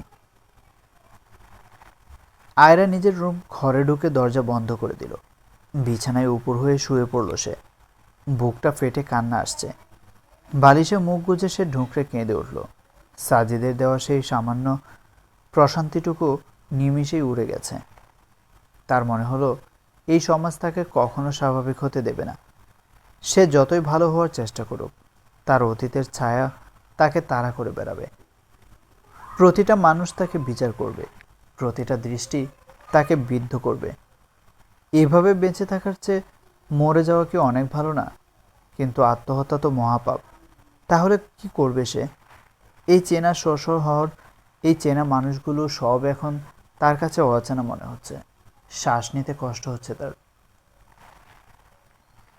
আয়রা উঠে বসল। চোখের পানি মুছে আয়নার সামনে দাঁড়ালো। নিজের প্রতিবিম্বের দিকে তাকিয়ে বলল, আয়রা, তোমাকে বাঁচতে হবে, কিন্তু এখানে নয়। এখান থেকে অনেক দূরে যেতে হবে, যেখানে কেউ তোমাকে চিনবে না, যেখানে তোমার অতীত তোমাকে তাড়া করবে না, যেখানে তুমি নিজের পরিচয়ে নতুন করে বাঁচতে পারবে। সিদ্ধান্তটা নিতে তার এক মুহূর্তও দেরি হলো না। সে ড্রয়ার থেকে একটা ছোট ব্যাগ বের করলো। খুব দরকারি কিছু জিনিস আর জমানো কিছু টাকা ব্যাগে ভরল। আজ রাতেই তাকে পালাতে হবে, এই বিষাক্ত শহর ছেড়ে, এই বিচারক সমাজ ছেড়ে বহু দূরে, যেখানে আকাশটা আরও নীল, যেখানে বাতাসটা আরও পবিত্র। জানালা দিয়ে বাইরের অন্ধকারের দিকে তাকিয়ে আয়রা ভাবল, হয়তো সাজিদের সাথে আর কখনো দেখা হবে না। কিন্তু সাজিদের বলা সেই কথাটা, যদি ভাগ্য চায়, সেটা মনে রেখে সে পা বাড়াবে অজানার পথে। রাত বাজে ৮টা। ঘরের আলো নেভানো। কেবল জানালার ফাঁক দিয়ে আসা রাস্তার ল্যাম্পপোস্টের আবছা আলোয় দেখা যাচ্ছে আয়রার ফ্যাকাশে মুখটা। সে বিছানায় বসে আছে, হাতে মোবাইল ফোন। স্ক্রিনের নীল আলোয় তার চোখ দুটো জ্বলজ্বল করছে, ক্রোধে, ঘৃণায় আর অসহায়ত্বে। মোবাইল স্ক্রিনে তখন সায়ানের নতুন একটা ভিডিও চলছে। ভিডিওতে সায়ান ক্যামেরা লেন্সের দিকে তাকিয়ে আছে। ব্যাকগ্রাউন্ডে খুব করুণ সুর বাজছে। তার চোখ ছলছল করছে, কণ্ঠস্বর ভারী। সায়ান বলছে, এতদিন আমি চুপ ছিলাম, ভেবেছিলাম ঘরের কথা পরে না জানুক, কিন্তু আজ বাধ্য হয়ে মুখ খুলতে হচ্ছে। আয়রাকে আমি বড্ড ভালোবেসেছিলাম, কিন্তু ও আমাকে ঠকিয়েছে। ও একটা চরিত্রহীন মেয়ে। বিয়ের পরেও অনেক ছেলের সাথে সম্পর্ক রাখত, আমাকে মিথ্যে বলে বাইরে যেত। পরে খোঁজ নিয়ে জানতাম অন্য ছেলের বাইকে ঘুরছে। আমি সব জেনেও মুখ বুজে সহ্য করেছি, শুধু ওকে ভালোবাসি বলে, সংসারটা বাঁচাতে চেয়েছিলাম বলে। কিন্তু শেষ রক্ষা হলো না। ভিডিওর এই কথাগুলো শুনে আয়রার হাত পা কাঁপতে শুরু করলো। মোবাইলটা হাত থেকে ফসকে বিছানায় পড়ে গেল। বুকের ভেতরটা ধক করে উঠল তার। মানুষ কতটা নীচ হলে এইভাবে মিথ্যা অপবাদ দিতে পারে? সায়ান যে অভিযোগগুলো করছে, তার প্রতিটি আসলে সায়ানের নিজের কুকীর্তি। আয়রার মনে পড়ে গেল সেই দিনগুলির কথা। বিয়ের কয়েক মাস পরে সে আবিষ্কার করেছিল সায়ানের আসল রূপ। সায়ান প্রায়ই দেরি করে ফিরত, ফোনের পাসওয়ার্ড বদলে রাখত। একদিন আয়রা নিজেই দেখেছিল সায়ানকে এক মেয়ের সাথে বাইকে ঘুরতে। সেদিন বাড়ি ফিরে তুমুল ঝগড়া হয়েছিল তাদের। সায়ান প্রথমে অস্বীকার করেছিল, পরে প্রমাণ পেয়ে পায়ে ধরে মাফ চেয়েছিল, বলেছিল আর কখনো এমন হবে না আয়রা, আমি কথা দিচ্ছি। আয়রা বিশ্বাস করেছিল, সংসার বাঁচাতে চেয়েছিল, কিন্তু সায়ানের স্বভাব বদলায়নি, বরং দিন দিন তার বেপরোয়া জীবনযাপন বেড়ে গিয়েছিল। পার্টি, ড্রিঙ্কস আর অচেনা মেয়েদের আনাগোনা সব কিছুই আয়রার সহ্য সীমার বাইরে চলে গিয়েছিল। শেষ পর্যন্ত যখন আর কোনো উপায় ছিল না, তখনই আয়রা ডিভোর্সের সিদ্ধান্ত নিয়েছিল। অথচ আজ আজ সেই সায়ানি সাধু সেজে তাকে চরিত্রহীন বানাচ্ছে, সমাজের কাছে আয়রাকে ছোট করছে। আয়রার মনে হলো তার শরীরের রক্ত হিম হয়ে আসছে। সে দুহাতে মুখ ঢুকরে কেঁদে উঠল। এই সমাজ তো পুরুষের চোখের পানি দেখেই গলে যায়, নারীর নীরব ত্যাগের খবর কেউ রাখে না। এমন সময় দরজা খুলে স্নিগ্ধা ঘরে ঢুকল। আয়রার কান্নার শব্দ পেয়ে সে দৌড়ে এলো, বিছানায় বসে আয়রাকে জড়িয়ে ধরল। আয়রা, কি হয়েছে, কাঁদছো কেন? আয়রা স্নিগ্ধাকে জড়িয়ে ধরে হাউমাউ করে কেঁদে উঠল, যেন তার বাঁধ ভাঙা কষ্টগুলো আজ সব উগড়ে দিতে চায়। কান্নাজড়িত কণ্ঠে সে বলল, ভাবি তুমি দেখেছ ও কি ভিডিও দিয়েছে? ও আমাকে চরিত্রহীন বলল, আমি নাকি অন্য ছেলের সাথে, অথচ ও নিজে। আমি কিভাবে মুখ দেখাবো মানুষের কাছে? আমার বাবা মা কিভাবে সমাজে মাথা উঁচু করে হাঁটবে? স্নিগ্ধ আয়রার পিঠে হাত বুলিয়ে দিতে লাগলো, তার নিজের চোখেও জল। সে শক্ত হাতে আয়রার মুখটা তুলে ধরল। এই মেয়ে, একদম কাঁদবে না। ও যা খুশি বলুক, তাতে সত্যটা মিথ্যা হয়ে যাবে না। মিথ্যা দিয়ে সাময়িক হাততালি পাওয়া যায়, কিন্তু শান্তি পাওয়া যায় না। ওর কুকীর্তি একদিন না একদিন ফাঁস হবেই। আমি তো জানি তুমি কেমন, আল্লাহ তো জানেন, সেটাই যথেষ্ট। আয়রা মাথা নাড়ল, তার চোখের জল থামছে না। না ভাবি, যথেষ্ট না। এই সমাজ কি আল্লাহকে ভয় পায়? এই সমাজ তো ভাইরাল ভিডিও বিশ্বাস করে। সবাই এখন আমাকে ধিক্কার দিচ্ছে। আমার বেঁচে থেকে কি লাভ? আমি মরে যেতে চাই ভাবি, আমি আর পারছি না। স্নিগ্ধা ধমক দিয়ে বলল, চুপ, একদম বাজে কথা বলবে না। মরে যাওয়ার কোনো সমাধান নয়। সায়ান তো এটাই চাই, তুমি ভেঙে পড়ো, তুমি হেরে যাও। তুমি কি ওকে জিতিয়ে দেবে? ধৈর্য ধরো আয়রা, সব ঠিক হয়ে যাবে। সময় সব ক্ষতের মলম। স্নিগ্ধা অনেকক্ষণ ধরে বুঝিয়ে আয়রাকে শান্ত করার চেষ্টা করলো। এক সময় আয়রা ক্লান্ত হয়ে চুপ করে গেল। স্নিগ্ধা তাকে খাইয়ে দিয়ে মাথায় হাত বুলিয়ে ঘুম পাড়ানোর চেষ্টা করলো। আয়রা চোখ বন্ধ করে পড়ে রইল, কিন্তু ঘুম তার চোখে নেই। গভীর রাত। স্নিগ্ধা নিজের ঘরে চলে গেছে। বাড়িটা নিস্তব্ধ, কিন্তু আয়রার মনের ভেতর চলছে তোড়পাড়। এই বাড়িটা এখন তার কাছে জাহান্নাম মনে হচ্ছে। বাবা কথা বলেন না, মা শুধু বকাঝকা করেন, ভাইয়েরা এড়িয়ে চলে। প্রতিবেশীদের বাঁকা চাহনি, আত্মীয়দের টিপ্পনি, সব যেন বর্ষার মতো তাকে বিদ্ধ করছে। আয়রা উঠে বসল, জানালার গ্রিল ধরে বাইরের অন্ধকারের দিকে তাকিয়ে ভাবল, মানুষ ভুল করলে তাকে শুধরানোর সুযোগ কেন দেওয়া হয় না? কেন তাকে আরও খাদের কিনারে ঠেলে দেওয়া হয়? একটা মেয়ে যদি ভুল করে ফিরে আসতে চায়, সমাজ কেন তাকে মেনে নেয় না? কেন তার অতীত খুঁড়ে তাকে অপমান করা হয়? মানুষের কি উচিত না ভুল করা মানুষকে সঠিক পথ দেখানো, নাকি শুধু বিচার সেজে রায় দেওয়াই তাদের কাজ? আয়রা নিজের ভবিষ্যৎ নিয়ে ভাবতে বসল। পড়াশোনা, বিয়ের পর সায়ানের চাপে অনার্স সেকেন্ড ইয়ারেই ড্রপ দিতে হয়েছিল। এখন নতুন করে কলেজে ভর্তি হলে সবাই তাকে চিনবে, হাসাহাসি করবে। চাকরি, তার তো কোনো অভিজ্ঞতা নেই। তাছাড়া ডিভোর্সি মেয়েদের নিয়ে মানুষের কৌতূহলের শেষ নেই। বাবা মায়ের ঘাড়ে বোঝা হয়ে আর কতদিন থাকবে? হতাশা তাকে গ্রাস করে ফেলল। মনে হলো সব দরজা বন্ধ, কোথাও কোনো আলো নেই।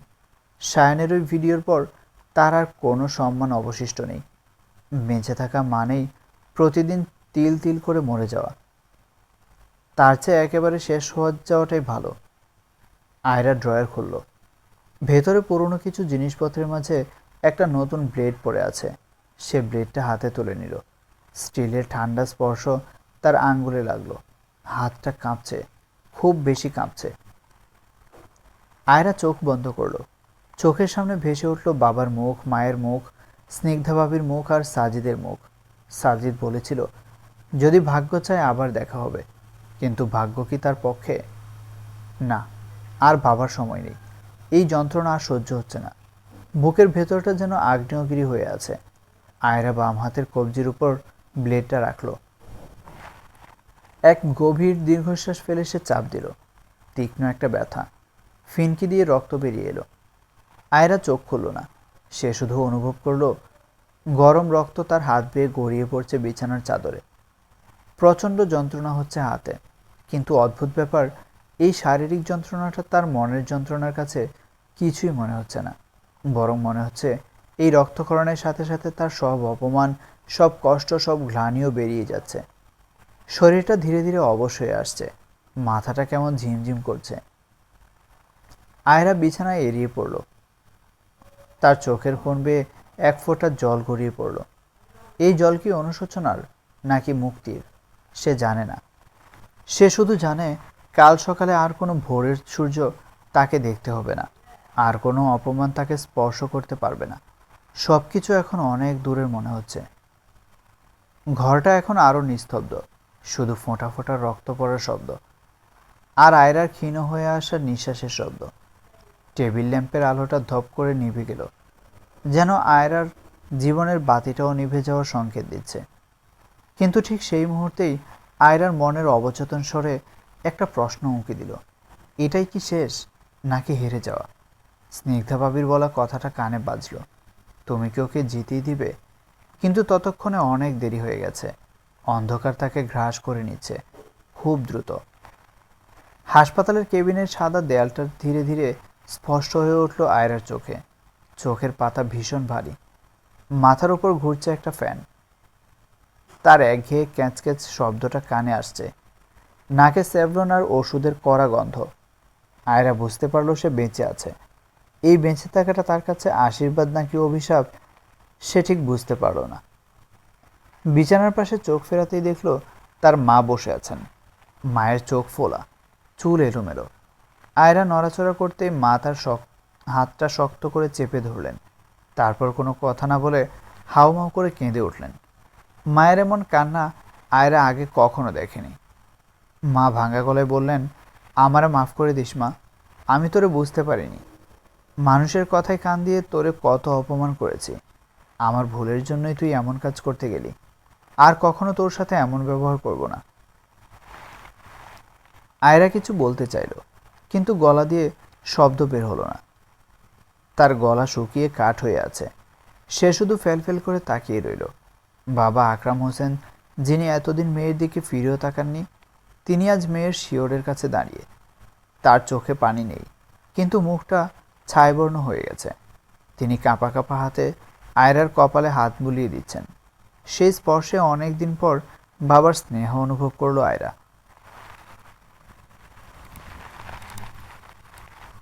দরজা ঠেলে স্নিগ্ধা ভিতরে ঢুকলো।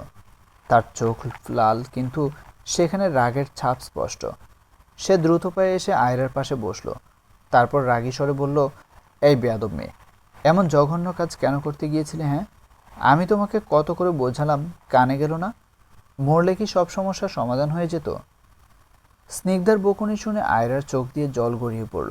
সে বুঝতে পারল সে কত বড় ভুল করতে যাচ্ছিল। তার একটা ভুলে পুরো পরিবার আজ হাসপাতালে। সে বেঁচে আছে এটাই হয়তো আল্লাহ চেয়েছিলেন। কিছুক্ষণ পর ডাক্তার এলেন। তিনি রিপোর্টগুলো দেখলেন, তারপর বাবাকে বললেন, ওর অবস্থা এখন স্টেবল, তবে শরীর থেকে প্রচুর রক্ত বেরিয়ে গেছে। হাতের নার্ভে বেশ ক্ষতি হয়েছে। কয়েক সপ্তাহ বিশ্রাম নিতে হবে। আপনারা আজই ওকে বাসায় নিয়ে যেতে পারেন, কিন্তু খেয়াল রাখবেন যেন কোনো মানসিক চাপে না থাকে। বাসায় ফেরার পর আয়রাকে তার নিজের ঘরে শুইয়ে দেওয়া হলো। ঘরটা এখন অন্যরকম লাগছে। সেই চেনা বিছানা, সেই জানালা, কিন্তু সব কিছু যেন নতুন। আয়রা জানালার গ্রিল ধরে বাইরের দিকে তাকিয়ে রইল। আকাশটা আজ মেঘলা। দূরে একটা কৃষ্ণচূড়া গাছের লাল ফুলগুলো বাতাসের দোল কাচ্ছে। জীবনটা কি ওই ফুলগুলোর মতোই ক্ষণস্থায়ী? স্নিগ্ধা খাবার নিয়ে ঘরে ঢুকলো। আয়রাকে খাইয়ে দিতে দিতে বলল, জানো, সাজিদ ফোন করেছিল। সাজিদের নাম শুনে আয়রা চমকে উঠল। হাতে থাকা পানির গ্লাসটা প্রায় পড়েই যাচ্ছিল। সে বিস্ময় ভরা চোখে তাকালো। সাজিদ? ও ফোন করেছিল? স্নিগ্ধা মাথা নেড়ে বলল, হ্যাঁ, তোমার খবর শুনে খুবই উদ্বিগ্ন ছিল, বারবার জানতে চাইছিল তুমি কেমন আছো। কিন্তু ও আমার নাম্বার পেল কোথায়? সম্ভবত তার কাছে আগে থেকেই ছিল, পুরনো বন্ধুদের তো নাম্বার থাকেই। আয়রা চুপ করে রইল। তার বুকের ভেতরটা ধড়ফড় করছে। সে বালিশের নিচ থেকে ফোনটা বের করলো। হাতটা এখনো ব্যান্ডেজ করা, নড়াতে কষ্ট হচ্ছে। অনেক খুঁজে কন্ট্যাক্ট লিস্টে সাজিদের নামটা পেল। সেই পুরনো নাম্বারটা সেভ করা আছে। আয়রা কাঁপা হাতে ডায়াল করলো। কিছুক্ষণ রিং হওয়ার পর ওপাশ থেকে পরিচিত সেই শান্ত কণ্ঠস্বর ভেসে এলো, হ্যালো। আয়রা কিছু বলতে পারল না, তার গলা ধরে এলো। ওপাশ থেকে সাজিদি প্রথমে কথা বলল, কেমন আছো এখন? আর এসব কেন করতে গিয়েছিলে আয়রা? জীবনটা কি এতই সস্তা? আয়রা উত্তর দিতে পারল না। সে শুধু ফুঁপিয়ে কাঁদতে লাগলো। ফোনের ওপাশে সাজিদের দীর্ঘশ্বাস শোনা গেল। কাঁদবে না প্লিজ, যা হওয়ার হয়েছে। এখন নিজের যত্ন নাও, একটু সুস্থ হলে দেখা করো। আয়রা কান্না ভেজে গলায় বলল, আমি কালই দেখা করতে চাই সাজিদ, প্লিজ না করো না। কোথায় আসবো বলো? সাজিদ বলল, পাগল নাকি? এই শরীর নিয়ে বের হওয়া ঠিক হবে না। শুনেছি শরীর থেকে অনেক রক্ত পড়ে গেছে, ডাক্তার বেড রেস্ট দিয়েছে। আয়রা জেদ ধরল, যাক রক্ত, আমি তোমাকে দেখতে চাই। আমার দম বন্ধ হয়ে আসছে এই চার দেয়ালের মধ্যে। সাজিদ কিছুক্ষণ চুপ করে রইল, তারপর বলল, ঠিক আছে, তোমার জেদ তো জানি। কাল বিকেলে চলে এসো স্কুলের ওই জায়গাটায়, কিন্তু সাবধানে। পরদিন বিকেল। আকাশটা একটু পরিষ্কার হয়েছে। স্কুলের পেছনের দিকটাই বিশাল মাঠ, তার একপাশে ঘন সবুজ ঘাসের গালিচা। সেখানে পাশাপাশি বসে আছে সাজিদ আর আয়রা। আয়রার পরনে একটা সুন্দর কালো রঙের জামা, মাথায় ওড়না দিয়ে ঢাকা, মুখে মাস্ক। তার ফর্সা হাতটা ব্যান্ডেজে মোড়ানো, যা কালো জামার উপর খুব স্পষ্ট দেখাচ্ছে। সাজিদ এক মনে ঘাস ছিঁড়ছে। আয়রা অনেকক্ষণ চুপ করে থাকার পর একটা দীর্ঘশ্বাস ফেলে বলল, সায়ান আমার চরিত্রের উপর যে দাগ দিয়েছে সেটি খণ্ডানোর কোনো উপায় আমার জানা নেই সাজিদ। সমাজ আমাকে খারাপ মেয়ে হিসেবেই চেনে। আমি যতই ভালো হওয়ার চেষ্টা করি, অতীত আমার পিছু ছাড়বে না, তাই বাধ্য হয়ে ওই কাজটা করতে চেয়েছিলাম। সাজিদ মুখ তুলে আয়রার দিকে তাকালো, তার চোখে গভীর মায়া। সে বলল, তুমি সেটা করনি, যেটা করনি সেটার জন্য কেন নিজেকে কষ্ট দিবে? সায়ান মিথ্যা বলেছে, সেটা একদিন প্রমাণ হবেই। কিন্তু তুমি যদি মরে যেতে, তাহলে ওর মিথ্যাটাই তো সত্য হয়ে যেত। মানুষ ভাবতো তুমি অপরাধবোধ থেকে আত্মহত্যা করেছ। আয়রা হতাশ গলায় বলল, কিন্তু আমি যে নির্দোষ এটা কে বিশ্বাস করবে? সবাই তো ভিডিও দেখে বিচার করে। আমার পরিবারে তো আমাকে ভুল বুঝেছিল। সাজিদ বলল, পরিবার ভুল বুঝতে পারে, কিন্তু শেষ পর্যন্ত তারাই পাশে থাকে। দেখো, আজ তোমার বাবা মা তোমাকে কতটা আগলে রেখেছেন। আর সায়ান, ও একটু বেশি বাড়াবাড়ি করছে। ওর এই অন্যায়ের একটা শাস্তি হওয়া উচিত। ও ভাবছে ও জিতে গেছে, কিন্তু ও জানে না ও আসলে হেরে গেছে। আয়রা অবাক হয়ে বলল, শাস্তি? কে শাস্তি দিবে ওকে? ও তো এখন সবার চোখে হিরো। সাজিদ হাসল, তবে সেই হাসিতে একটা রহস্য ছিল। সে বলল, হিরো সাজার নাটক বেশিক্ষণ টেকে না। ওকে একটা শিক্ষা দেওয়া দরকার, নয়তো ও শুধু তোমার জীবন শেষ করবে না, আরও অনেক মেয়ের জীবন নষ্ট করবে। আয়রা সাজিদের দিকে তাকালো, তার ভ্রু কুঁচকে গেল। আরও অনেক মেয়ে মানে? তুমি কি বলতে চাইছো? সাজিদ বলল, সেটা পরে বলবো, কিন্তু খুব শীঘ্রই এমন কিছু ঘটবে যা সায়ান কল্পনাও করতে পারছে না। তুমি শুধু ধৈর্য ধরো আয়রা, সত্যের জয় হবেই। আয়রা কিছু বুঝতে পারল না, কিন্তু সাজিদের কথায় একটা ভরসা পেল। এই মানুষটা তাকে কখনো মিথ্যা আশ্বাস দেয়নি। সন্ধ্যা ঘনিয়ে এলো। দূরের মসজিদ থেকে মাগরিবের আজান ভেসে আসছে। পাখিরা বাসায় ফিরছে। সাজিদ উঠে দাঁড়িয়ে বলল, চলো তোমাকে এগিয়ে দিয়ে আসি। শরীরটা ভালো নেই তোমার, বেশিক্ষণ বাইরে থাকা ঠিক না। আয়রা উঠে দাঁড়ালো, শরীরটা একটু টলছে। সাজিদ হাত বাড়িয়ে দিতে চাইল, কিন্তু থমকে গেল। সে শুধু পাশে থেকে বলল, সাবধানে পা ফেলো। ফেরার পথে রিকশায় বসে আয়রা ভাবল, সায়ান হয়তো তার অতীত, কিন্তু সাজিদ কি তার ভবিষ্যৎ হতে পারে? নাকি এই কলঙ্কিত জীবন নিয়ে এসে সাজিদের মতো পবিত্র মানুষকে জড়াতে পারবে না। রিকশা চলছে, বাতাসের ঝাপটায় আয়রার ওড়না একটু সরে গেল। সে দ্রুত ঠিক করে নিল। সাজিদ রিকশায় সামনের সিটে। সে মাঝে মাঝে তাকাচ্ছে আয়রার দিকে, যেন নিশ্চিত হতে চাইছে সে ঠিক আছে কিনা। বাড়ির গেটে রিকশা থামল। আয়রা নামলো, সাজিদ নামলো না। আয়রা বলল, তুমি চলে যাও, কেউ দেখে ফেললে আবার কথা হবে। সাজিদ বলল, হোক কথা, আমি আর পরোয়া করি না। তুমি ভালো থেকো আয়রা, আর কখনো এমন বোকামি করো না। আয়রা মাথা নাড়ল, করব না, কিন্তু তুমি যে শাস্তির কথা বললে। সাজিদ রহস্যময় হাসি দিয়ে বলল, অপেক্ষা করো, দেখতেই পাবে। সাজিদ চলে গেল অন্ধকারের মধ্যে মিশে। আয়রা গেট দিয়ে ভিতরে ঢুকলো। ড্রয়িং রুমে বাবা বসে আছেন। আয়রাকে দেখে তিনি চশমাটা নামিয়ে রাখলেন। বাবা বললেন, মারে, এত দেরি করলি কেন? শরীর খারাপ লাগবে তো। আয়রার চোখে পানি এলো। বাবা তাকে বকলেন না, কৈফত চাইলেন না, শুধু শরীরের চিন্তা করলেন। সে দৌড়ে গিয়ে বাবাকে জড়িয়ে ধরল। বাবা, আমি আর কখনো তোমাদের ছেড়ে কোথাও যাব না, আমি ভালো হয়ে যাব বাবা। বাবা মেয়ের মাথায় হাত রেখে বললেন, তুই তো ভালোই আছিস মা, শুধু সময়টা একটু খারাপ যাচ্ছে, সব ঠিক হয়ে যাবে। রাতের খাবারে আজ অনেকদিন পর সবাই একসাথে বসলো। মা নিজ হাতে আয়রাকে খাইয়ে দিলেন। স্নিগ্ধা খুনসুটি করল। ভাইয়েরা সায়ানকে নিয়ে গালিগালাজ করল। আয়রা বুঝতে পারলো বাইরের পৃথিবী যতই নিষ্ঠুর হোক, এই চার দেয়ালের মানুষগুলো তাকে কখনোই ফেলে দিবে না। শুতে যাওয়ার আগে আয়রা মোবাইলটা হাতে নিল। সায়ানের প্রোফাইলে ঢুকলো। নতুন কোনো ভিডিও নেই, কিন্তু কমেন্ট বক্সে এখন মিশ্র প্রতিক্রিয়া। কেউ কেউ সায়ানের অতি নাটকীয়তা নিয়ে প্রশ্ন তুলছে। আয়রা ফোনটা রেখে দিল। সে জানে না সাজিদ কি করবে, কিন্তু তার মনে হচ্ছে এবার ঘুরে দাঁড়ানোর সময় এসেছে।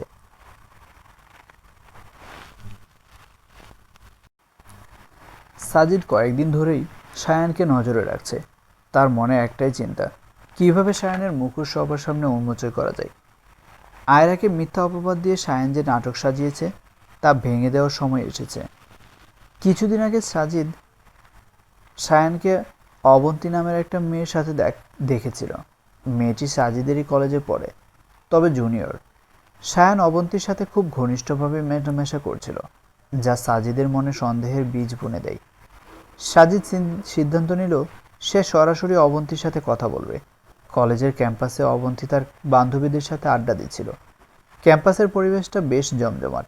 সাজিদ ধীর পায়ে এগিয়ে গেল তাদের দিকে।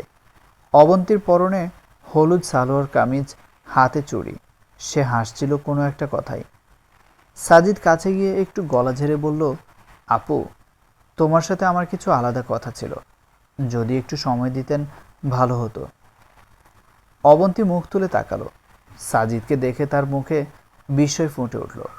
সে বান্ধবীদের দিকে তাকিয়ে হাসি মুখে বলল, ভাইয়া, আপনার মতো একজন কবি মানুষ আমার সাথে কথা বলবে, এটা তো আমার সৌভাগ্য। সাজিদ একটু থতমত খেয়ে গেল। সে অবাক হয়ে বলল, আমি কবি, এটা কে বলল? অবন্তীর এক বান্ধবী পাশ থেকে ফোরন কাটল, বারে, আপনার যে কবিতার বই বের হয়েছে সেটা বুঝি আমরা পড়িনি?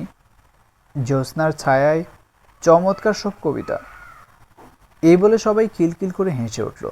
সাজিদ লজ্জায় মাথা চুলকাতে লাগলো। সে জানত না যে ক্যাম্পাসে তার কবিতার বই এতটা পরিচিত পেয়েছে। অবন্তী হাসি থামিয়ে বলল, ভাইয়া, আপনি লজ্জা পাবেন না, আপনার লেখা আসলেই সুন্দর। বলুন, কি কথা আছে? আপনি আমাকে নিঃসন্দেহে বলতে পারেন। সাজিদ একটু এদিক ওদিক তাকিয়ে বলল, কথাটা একটু পার্সোনাল আপু, এখানে বলা ঠিক হবে না। অবন্তী বান্ধবীদের ইশারা করে বলল, তোরা একটু বস, আমি আসছি। তারপর উঠে দাঁড়িয়ে সাজিদকে বলল, চলুন ভাইয়া। তারা দুজনে কলেজের পাশে বড় আমগাছটার নিচে এসে বসল। জায়গাটা কিছুটা নির্জন। বাতাসের ঝাপটায় গাছের পাতা নড়ছে। সাজিদ সরাসরি প্রসঙ্গে এলো। সে জানতে চাইল, সায়ানের সাথে তোমার সম্পর্ক কি অবন্তী?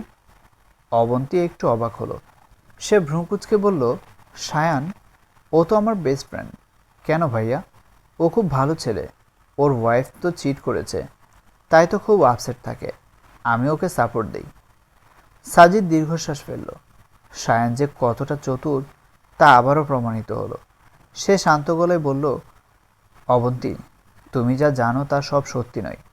সায়ান তোমার ক্ষতি করতে পারে, যা তুমি এখন বুঝতেও পারছো না। ও তোমাকে ব্যবহার করছে। অবন্তী রেগে গেল। সে বলল, আপনি ভুল ভাবছেন ভাইয়া। সায়ান সেরকম ছেলে না। ও আমাকে সম্মান করে। আপনি ওর সম্পর্কে এমন কথা কেন বলছেন? সাজিদ বুঝতে পারল শুধু কথায় কাজ হবে না। সে পকেট থেকে ফোন বের করে আয়রাকে কল দিল। আয়রা আগে থেকেই ক্যাম্পাসের গেটের বাইরে অপেক্ষা করছিল। সাজিদের ইশারা পেয়ে সে আম গাছটার তলায় চলে এলো। আয়রাকে দেখে অবন্তী চমকে উঠল। সে চিনতে পারল এই সেই মেয়ে যার নামে সায়ান সারাদিন দুর্নাম করে। আয়রার পরনে সাধারণ সালোয়ার কামিজ, মাথায় ওড়না, মুখে বিষাদের ছায়া।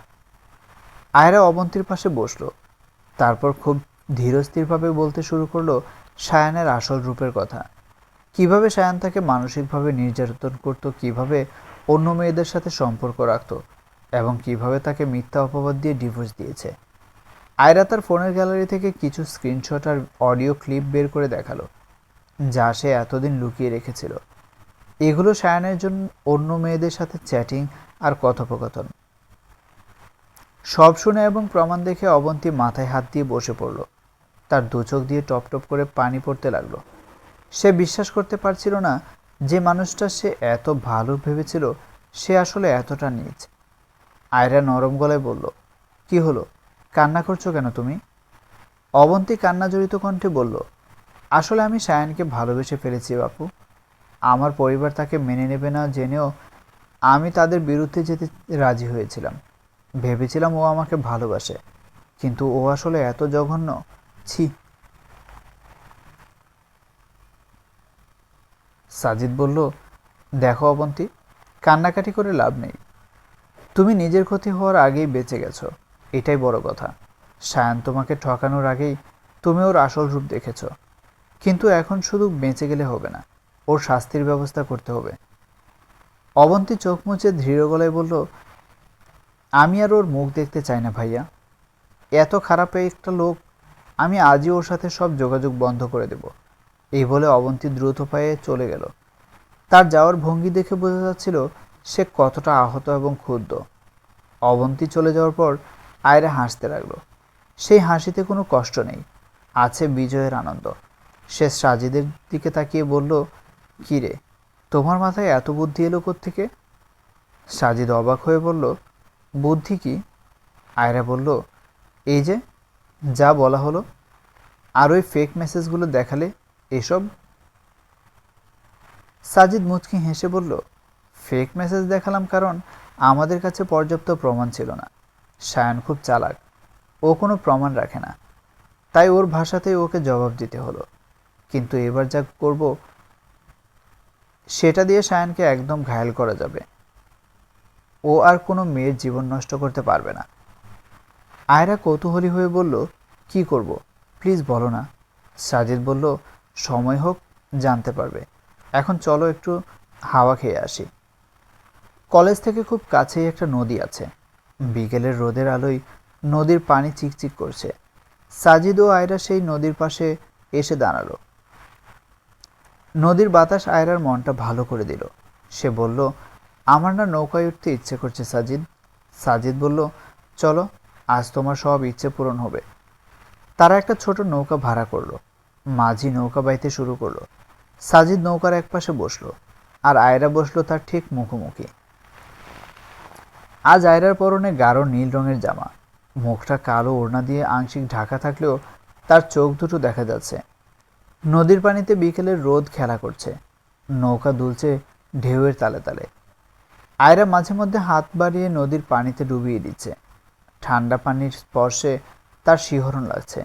সে সাজিদের দিকে তাকিয়ে বলল, জানো সাজিদ, অনেক দিন পর আমার খুব শান্তি লাগছে। মনে হচ্ছে বুকের উপর থেকে একটা বড় পাথর নেমে গেছে। সাজিদ বলল, শান্তি তো কেবল শুরু আয়রা, সামনে আরও ভালো দিন আসছে। হঠাৎ আয়রা বলল, একটা কবিতা শোনাও না সাজিদ। সবাই বলে তুমি নাকি কবি, অথচ আমাকে কখনো শোনাওনি। সাজিদ একটু লজ্জা পেল। সে নদীর দিকে তাকিয়ে বলল, এখন এখানে?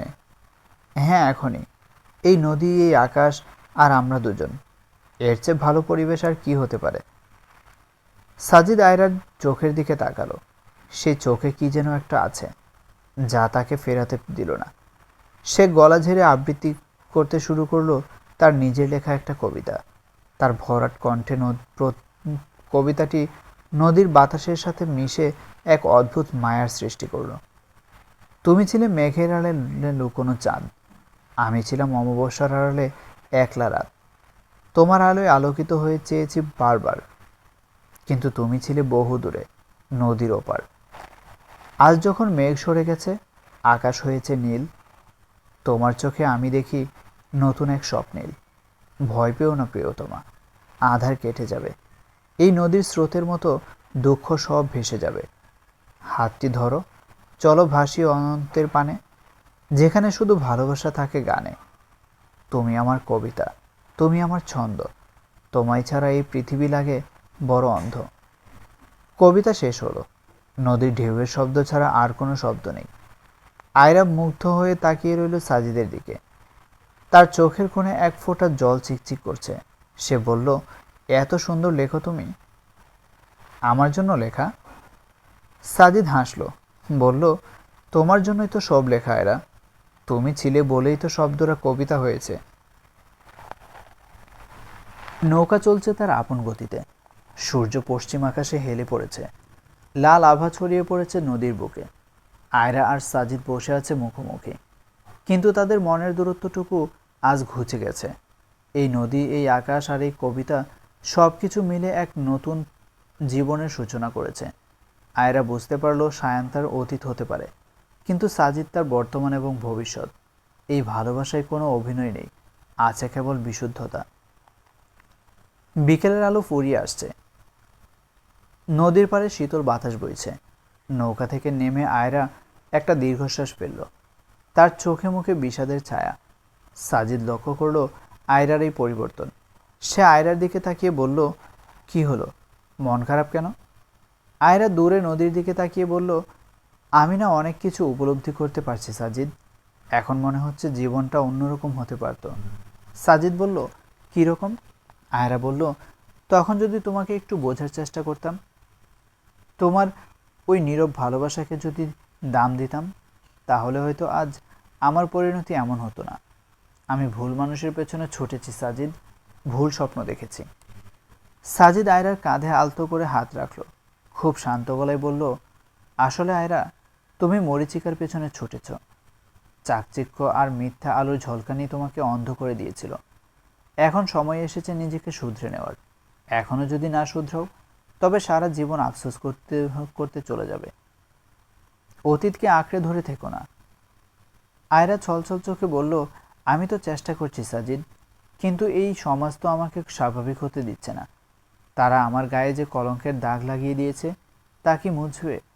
সাজিদ বলল, তুমি যতক্ষণ এখানে থাকবে ততক্ষণ পারবে না। এই মানুষগুলো তোমাকে ভুল বুঝতেই থাকবেই। আয়রা হতাশ গলায় বলল, আমি তো যেতে চাই দূরে কোথাও, যেখানে কেউ আমাকে চিনবে না। কিন্তু আমার যে যাওয়ার জায়গা নেই সাজিদ, আমি বড় একা। সাজিদ কিছুক্ষণ চুপ করে রইল। তার মাথায় তখন অন্য পরিকল্পনা চলছে। সে মনে মনে বলল, তোমার যাওয়ার জায়গা আমি তৈরি করব আয়রা, কথা দিলাম। পরদিন বিকাল। শহরের এক কফি শপ। সায়ান জানালার পাশের টেবিলে বসে কফিতে চুমুক দিচ্ছে। তার পরনের দামি ব্র্যান্ডের টি শার্ট, চোখে সানগ্লাস। সে একমনে ফোনে কিছু একটা দেখছে। সাজিদ ধীর পায়ে সায়ানের টেবিলের সামনে গিয়ে দাঁড়ালো। তারপর খুব উৎফুল্ল গলায় বলল, আরে ব্রো, আপনার মতো সেলিব্রিটিকে যে এভাবে সামনে থেকে দেখব তা ভাবতেও পারিনি। আমি আপনার বিশাল ফ্যান। সায়ান মুখ তুলে তাকালো। তার মুখে কৃত্রিম হাসি। সে খুব ভদ্রভাবে বলল, থ্যাংক ইউ ব্রো, বসুন। সাজিদ চেয়ার টেনে বসল। তারপর খুব দুঃখী গলায় বলল, আসলে ভাইয়া, আপনার ভিডিওগুলো দেখি, খুব খারাপ লাগলে আপনার ওয়াইফ চলে গেছে বলে। আসলে এখনকার মেয়েগুলোই এমন খারাপ, টাকার গন্ধ পেলে বা অন্য কাউকে পেলে স্বামীকে ছেড়ে দেয়। সায়ান বলল, সেই হাসিতে হাত তাচ্ছিল্য। সে আয়েশ করে কফিতে চুমুক দিয়ে বলল, বাদ দাও ওসব, শোনো ব্রো, এক তরকারি যদি তোমাকে প্রতিদিন রেঁধে খাওয়ানো হয় তাহলে কি সেটি ভালো লাগবে? সাজিদ অবাক হওয়ার ভান করে বলল, না তো, কেন? সায়ান বলল, আমার কাছে আয়রা ঠিক এক তরকারির মতো ছিল, যাকে আর ভালো লাগতো না। রোজ একই চেহারা, একই কথা, সব বিরক্তিকর। সাজিদ চোখ বড় বড় করে বলল, তার মানে বলতে চাইছেন আয়রার কোনো প্রেম বা অন্য কারোর সাথে সম্পর্ক ছিল না? ও কি নির্দোষ? সায়ান হাসতে হাসতে বলল, আরে ধুর, প্রেম করবে কার সাথে? ও তো আমাকে যা তা ভয় পেত তা বলার বাইরে। আমার অনুমতি ছাড়া বাইরে বারান্দায় যাওয়ার ও সাহস পেত না। ও ছিল আমার হাতের পুতুল। সাজিদ বলল, তাহলে তাকে নিয়ে মিথ্যা ছাড়লেন কেন ভাইয়া? হাজার হাজার মানুষ তাকে গালি দিচ্ছে। সায়ান টেবিলের উপর ঝুঁকে ফিসফিস করে বলল, এইসব কন্টেন্ট ব্রো, আর কিচ্ছু না। Negative publicity is also publicity. মানুষ কান্না আর ড্রামা পছন্দ করে, আমি শুধু সেটাই দিয়েছি। আর দেখো আমার ফলোয়ার কত বেড়েছে। সাজিদ মনে মনে বলল, শয়তান কোথাকার, কিন্তু মুখে বলল, সত্যি ব্রো, আপনি ভীষণ চালাক, মানতেই হবে। সায়ান গর্বিত ভঙ্গিত বলল, চালাক বলেই তো আজ আমি এত দূর। এই দুনিয়ায় বোকাদের কোনো জায়গা নেই। সাজিদ মুচকি হেসে উঠে পড়ল। সে কফি শপ থেকে বেরিয়ে এলো। বুকের ভেতরটা ধড়ফড় করছে। সে ভাবতে পারেনি সায়ান এত সহজে অপরিচিত একজনকে সব বলে দেবে। সাজিদ বাইরে এসে ফুটপাতে দাঁড়ালো। এমন সময় সায়ান কফি শপ থেকে বেরিয়ে সোজা তার সামনে এসে দাঁড়ালো। সাজিদ চমকে গেল। সায়ান বাঁকা হেসে বলল, ভাবছো কেন সত্যিটা বলে দিলাম? কারণ আমি জানি তুমি আয়রার বন্ধু। সেদিন ক্যাম্পাসে তোমাকে ওর সাথে দেখলাম, তাই সব বলে দিলাম। যাও, গিয়ে ওকে জানিয়ে দিও। সাথে এটাও বলে দিও সামনে ওর আরও খারাপ সময় আসছে, আমি ওকে ছাড়বো না। এই বলে সায়ান বাইক স্টার্ট দিয়ে ধুলো উড়িয়ে চলে গেল। সাজিদ বাইকের ধোঁয়ার দিকে তাকিয়ে মনে মনে বলল, তুমি ভীষণ চালাক বস, কিন্তু সামনে ওর খারাপ সময় না, বরং তোমার খারাপ সময়। তুমি জানো না তুমি নিজের কবর নিজেই খুঁড়লে। সাজিদ তার শার্টের বোতামের আড়ালে লুকানো হিডেন ক্যামেরা আর পকেটের রেকর্ডারটা চেক করলো। সায়ানের প্রতিটি কথা, প্রতিটি স্বীকারোক্তি যেখানে স্পষ্টভাবে রেকর্ড হয়েছে। এটাই সায়ানকে শেষ করার জন্য যথেষ্ট। সেদিন রাতে সাজিদ সেই ভিডিওটা অনলাইনে ছেড়ে দিল। ভিডিওর ক্যাপশন ছিল, সেলিব্রিটি সায়ানের আসল রূপ, নিজেই শুনুন তার স্বীকারোক্তি। রাতের মধ্যেই ভিডিওটি আগুনের মতো ছড়িয়ে পড়ল। ফেসবুক, ইউটিউব, টিকটক সবখানে তোলপাড়। মানুষ সায়ানের নিজের মুখে তার স্বীকারোক্তি শুনে, কুকীর্তি শুনে থমকে গেল। যে সায়ানকে তারা সহানুভূতি জানিয়েছিল, সে সায়ানই স্বীকার করেছে শেষ মিথ্যা বলেছে। আয়রাকে ফাঁসিয়েছে শুধু কন্টেন্টের জন্য। কমেন্ট বক্সে এখন নিন্দার ঝড়। ছি, এত নীচ মানুষ হয়। আমরা ভুল বুঝেছিলাম আয়রা আপুকে। পরদিন সকাল, আয়রা গভীর ঘুমে। জানালার পর্দা ভেদ করে রোদ এসে পড়েছে তার মুখে। স্নিগ্ধা দরজার ধাক্কা দিয়ে ঘরে ঢুকলো। তার হাতে মোবাইল। সে উত্তেজনায় কাঁপছে। এই আয়রা, তুই ঘুমাচ্ছিস? তাড়াতাড়ি উঠ, দেখ কি হয়েছে। আয়রা ধর্মর করে উঠে বসলো। চোখ ডলতে ডলতে বলল, কি হয়েছে ভাবি, এত চিল্লাচ্ছ কেন? স্নিগ্ধা তার মুখের সামনে মোবাইলটা ধরল। দেখ, সায়ান শেষ। আয়রা ভিডিওটা দেখল। সায়ান অকপটে সব স্বীকার করছে। তার সেই দম্ভ, সেই তাচ্ছিল্য সবকিছু রেকর্ড হয়েছে। ভিডিওর ভিউ মিলিয়ন ছাড়িয়ে গেছে। আয়রা বিশ্বাস করতে পারছিল না। সে বুক ভরে একটা শ্বাস নিল। মনে হলো এতদিন পর সে বুক ভরে নিঃশ্বাস নিতে পারছে। এর মধ্যেই খবর এলো সায়ানের ফেসবুক পেজ, ইউটিউব চ্যানেল সব ডিঅ্যাক্টিভেট হয়ে গেছে। হয়তো রিপোর্ট খেয়ে নষ্ট হয়েছে, বা সে নিজেই লজ্জায় বন্ধ করে দিয়েছে। এক রাতের ব্যবধানে তার মান, ইজ্জত, ক্যারিয়ার সব ধুলোয় মিশে গেছে। আয়রাকে নিয়ে যারা খারাপ ভেবেছিল তারা আজ বুঝতে পারছে আয়রা খারাপ না, সে নির্দোষ ছিল। উল্টো মানুষ এখন তার প্রতি সহানুভূতি দেখাচ্ছে। সবাই বুঝতে পারছে একটা মেয়ে স্বামী চরিত্রহীন জেনেও কিভাবে সংসার টিকিয়ে রাখার চেষ্টা করেছিল। আজ আয়রার মনে কোনো দুঃখ নেই। আজ যা হলো এর পেছনে একজনই আছে, সাজিদ। আয়রা বুঝতে পারল সাজিদ তাকে শুধু ভালোবাসেনি, তাকে সম্মান ফিরিয়ে দিয়েছে। বিকেলবেলা তারা দুজন স্কুল মাঠে সেই পুরনো জায়গাটায় বসে আছে। আকাশটা আজ খুব নীল, সাদা মেঘের ভেলা ভেসে বেড়াচ্ছে। দুজনই বেশ চুপচাপ, বাতাসের শব্দ শোনা যাচ্ছে শুধু। আয়রা নীরবতা ভেঙে বলল, আমি খুব লাকি সাজিদ, যে তোমার মতো একজনকে বন্ধু হিসেবে পেয়েছি। তুমি আমার জন্য যা করলে তার ঋণ আমি কোনো দিন শোধ করতে পারবো না। সাজিদ বলল, বন্ধুর জন্য বন্ধু করবে না তো কে করবে? আয়রা মাটির দিকে তাকিয়ে বলল, কিন্তু আফসোস, তোমার জীবনসঙ্গী হতে পারবো না আমি, কখনো না। সাজিদ অবাক হয়ে বলল, কেন, সমস্যা কোথায়? আয়রা বলল, তুমি জানো সাজিদ, আমি ডিভোর্সি, আমার অতীত আছে। তোমার মতো একটা ফ্রেশ ছেলের সাথে আমাকে মানায় না। সমাজ কি বলবে? সাজিদ মাথা নিচু করে হাসল, তারপর বলল, হলে দোষ কি? সমাজ কি বলল তাতে আমার কিছু যায় আসে না। মা বাবা বিয়ের কথা বলছিলেন, আমি তোমার কথা বলেছি। মা প্রথমে রাজি ছিলেন না, কিন্তু বাবা রাজি হয়েছেন। বাবা বলেছেন মানুষের অতীত নয়, বর্তমানটাই আসল। আর আমি একটা চাকরি পেয়েছি, পোস্টিং অনেক দূরে, পাহাড়ি এক জেলায়। তোমায় নিয়ে সেখানে যাব, নতুন করে সংসার শুরু করব, যাবে আমার সাথে? আয়রা এই কথা শোনার জন্য প্রস্তুত ছিল না। তার বুকটা ধক করে উঠল। সে আমতা আমতা করে বলল, কিন্তু সাজিদ, আমি তো কথা শেষ করার আগে সাজিদ আয়রার ঠোঁটে আঙ্গুল রাখল, খুব গভীর দৃষ্টিতে তাকিয়ে বলল, তুমি কখনো এটা বলবে না। তোমার কোনো অতীত নিয়ে আজ থেকে আর ভাববে না। আজ থেকে আমি শুধু তোমার বর্তমান আর ভবিষ্যৎ জুড়ে থাকতে চাই। প্লিজ আর ফিরিয়ে দিও না, আমি তোমাকে ছাড়া অসম্পূর্ণ। আয়রা কিছু বলতে পারল না। তার দুচোখ বেয়ে আনন্দের জল গড়িয়ে পড়ল। সে বুঝতে পারল এই মানুষটা তাকে শুধু ভালোবাসে না, তাকে অনেক সম্মান করে।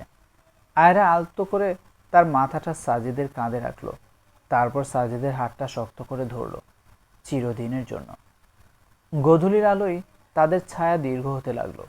দূরে পাখির ডাক, আর সামনে এক নতুন জীবন, যেখানে কোনো ক্যামেরা নেই, কোনো স্ক্রিপ্ট নেই, আছে শুধু বিশুদ্ধ ভালোবাসা আর বিশ্বাস। আজকের গল্পের নাম মরীচিকা, লিখেছেন শিহাব হোসেন।